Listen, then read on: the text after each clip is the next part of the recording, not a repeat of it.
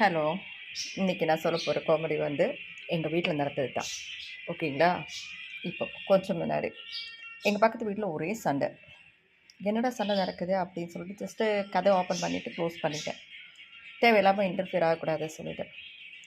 திடீர்னு இவர் வந்து என்கிட்ட சொல்கிறாரு, ஏய் சண்டை பெருசாகிடுச்சு போல், அவன் வந்து செத்து போகிறேன் அப்படிங்கிறான் அப்படின்றாரு.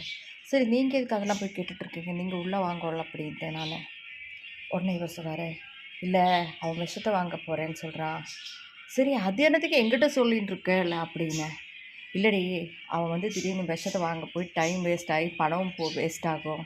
அவன் செத்து போனாலும் அவன் நிறைய பணம் தேவைப்படும், அந்த விஷத்தோட காசாவது ஒன்றால் குறைக்க முடியும் அப்படின்னாரு. என்னது என்னால் குறைக்க முடியுமா, என்ன சொல்கிறேன் நீங்கள் அப்படின்னு.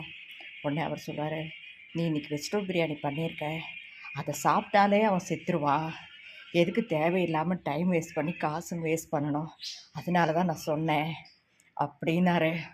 ஒரு நிமிஷம் எனக்கு அப்படியே ஸ்ட்ரெக் ஆகிட்டேன் நான். அச்சோடா அப்படின்னு சொல்லிட்டு உங்களை எல்லாம் அப்படின்னு சொல்லி வச்சுட்டேன். இதுக்கெல்லாம் நான் என்ன சொல்ல முடியும், நீங்களே சொல்லுங்கள் பார்க்கலாம்.